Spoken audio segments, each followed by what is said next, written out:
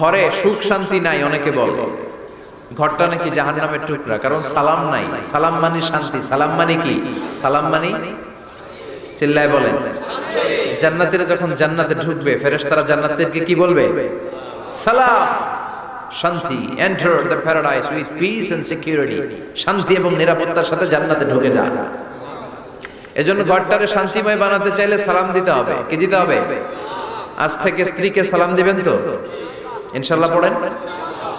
আমার মাইকের আওয়াজ যদি বোনদের কানে যায়, মাদের কানে যায়, আপনাদেরও বলি, আপনারাও আগে আগে সালাম দিবেন। এই দৃশ্য বাচ্চারা দেখলে বাচ্চারাও সালাম শিখবে, ঠিক কি না?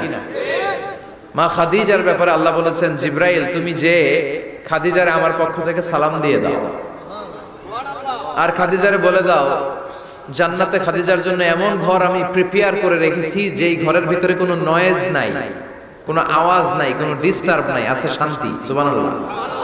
কারণ বিশ্বনবীর জন্য খাদিজা নিজের ঘরটার এরকম নয়েজহীন, কোলাহল মুক্ত, শান্তিময় করে রেখেছিলেন। বিশ্বনবী কোলাহলপূর্ণ দাওয়াতি কাজ শেষ করে যখন ঘরে যেতেন, কলিজাটা ঠান্ডা হয়ে যেত। বিশ্বনবীর জন্য এমন একটা ঘর রেখেছিলেন মা খাদিজা, ওই ঘরে